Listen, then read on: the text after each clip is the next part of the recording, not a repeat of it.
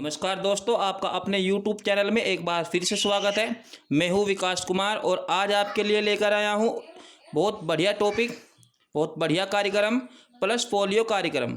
दोस्तों, जैसा कि आप जानते हो कि वर्तमान समय में भी हमारा देश एक वायरस से ग्रसित है, परेशान है। दोस्तों, ऐसा नहीं है कि वायरस ये पहला वायरस है। दोस्तों, ऐसे कई वायरस पहले ही विश्व पर अपना स्थान जमा चुके हैं। जैसे कि आप जानते ही होंगे कि वायरस हो या बैक्टीरिया हो, लगभग WHO और हमारा जो स्वास्थ्य विभाग है वो काबू पा ही लेता है। ठीक है दोस्तों, तो इसी के साथ आज हमारा एक नया कार्यक्रम होगा, प्लस पोलियो कार्यक्रम। दोस्तों, जैसे कि आप देख पा रहे हो, ये क्वेश्चन अक्सर UP TET, NEET, UPSC, SSC, UP police, Delhi police और भी दोस्तों बहुत सारी जो प्रवेश परीक्षाएं हैं, जो जॉब की परीक्षाएं हैं, उनमें अक्सर पूछा जाता है।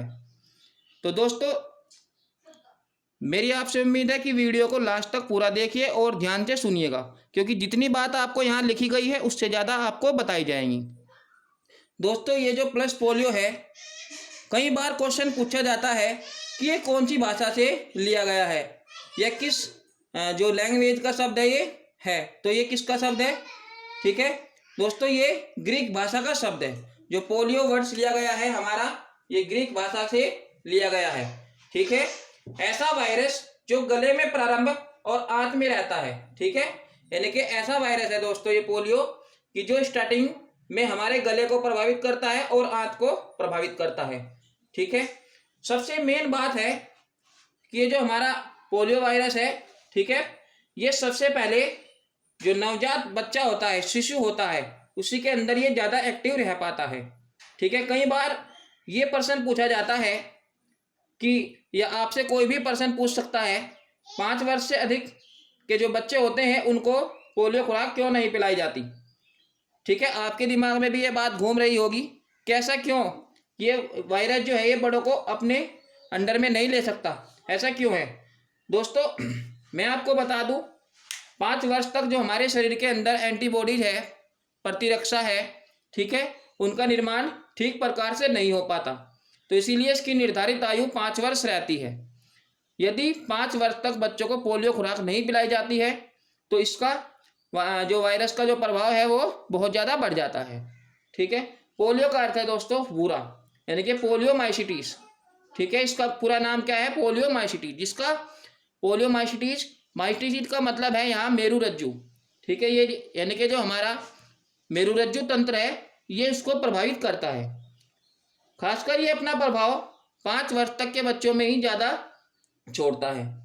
दोस्तों, सबसे पहले WHO द्वारा, ठीक है, वर्ल्ड हेल्थ ऑर्गेनाइजेशन द्वारा इसका जो प्रस्ताव पास किया गया था 1988 में पास किया गया था। कई बार ये क्वेश्चन भी पूछा जाता है, ठीक है, जो वर्ल्ड हेल्थ ऑर्गेनाइजेशन है उसने कौन से सन में या कौन सी तिथि में, ठीक है, प्लस पोलियो कार्यक्रम का बीड़ा उठाया था। तो कौन से सन में उठाया था? आप तुरंत कर सकते हो, 1988 में। इसके बाद दोस्तों, भारत में सबसे पहले 1995 में ये अभियान एक बहुत बड़ा अभियान बनकर सामने आया। ठीक है, इससे पहले दोस्तों 2 साल पहले ही 1993 में ही दिल्ली के स्वास्थ्य मंत्री उस टाइम जब डॉक्टर हर्षवर्धन थे, उनकी देखरेख में ये आ गया था, लेकिन अपने जोरों पर 1995 में ये प्रारंभ हो पाया था। चलिए इसके बाद बात करते हैं भारत में अंतिम मामला। ये भी बच्चों कई बार विभिन्न प्रतियोगी परीक्षाओं में पूछा गया है कि भारत में अंतिम मामला कब और कहां आया था। तो कब आया था?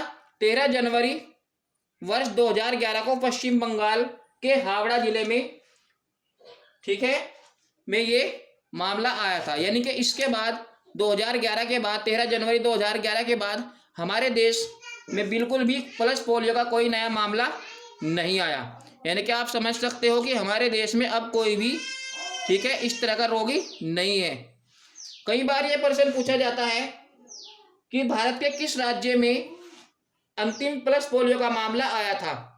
तो आप तुरंत निशान लगा सकते हो, पश्चिम बंगाल में।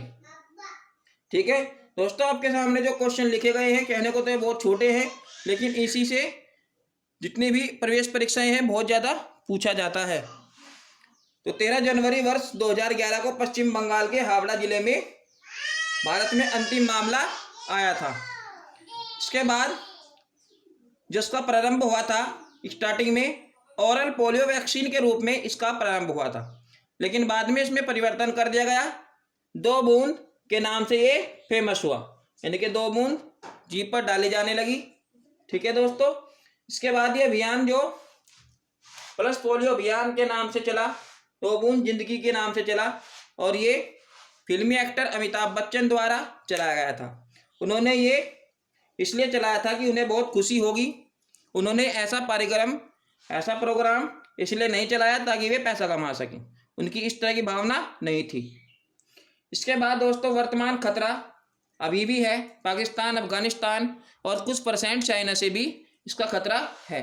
तो इसीलिए आप लोग ये भी सोच रहे होंगे कि यदि हमारा देश अब पोलियो मुक्त हो चुका है तो अभी भी इसकी दवाइयाँ क्यों पिलाई जा रही है। तो दोस्तों वर्तमान समय में हमें पाकिस्तान और अफगानिस्तान की हवाओं से भी, ठीक है, इस वायरस का खतरा रहता है। तो इस खतरे को रोकने के लिए, कंट्रोल करने के लिए अभी भी अभियान हमारे देश में चलाया जा रहा है।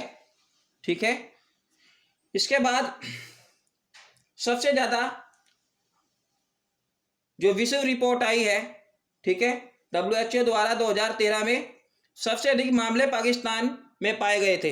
यानी कि आप समझ सकते हो कि पाकिस्तान में अभी भी पोलियो की स्थिति बहुत खराब है, यानी वहाँ अभी भी इस तरह के बच्चे हो जाते हैं जिन्हें पोलियो रोग रहता है।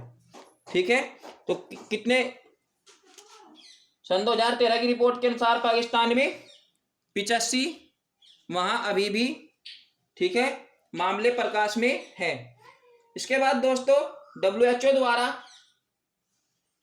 ये भी कई बार पूछा गया है कि WHO द्वारा भारत को, ठीक है, किस तिथि में पल्स पोलियो मुक्त किया गया था। तो कब किया गया था? मार्च 2014। ये तिथि याद रखिए। ये तिथि कई बार SSC और यूपी पुलिस, दिल्ली पुलिस में भी पूछी गई है कि WHO द्वारा भारत को पल्स पोलियो मुक्त कब किया गया था। तो कब किया गया था? मार्च या 14 मार्च, या आप मार्च भी याद रख सकते हो। मार्च 2014 में भारत को पूर्ण रूप से पोलियो से मुक्ति मिल गई थी। दोस्तों मैं आपको जानकारी दे दूं, ये जो पोलियो का वायरस है ये आम वायरस की तरह ही है। आप समझ सकते हो कि ये वायरस भी एक दूसरे के माध्यम से ही फैलता है, यानी कि बच्चों के माध्यम से। यदि किसी बच्चे को पोलियो वायरस अपनी चपेट में लिए हुए है तो ये स्वभाव है वायरस होने के नाते ये वायरस दूसरे बच्चों में भी पहुंच सकता है। ठीक है दोस्तों, तो आज के लिए हमारा ये टॉपिक था।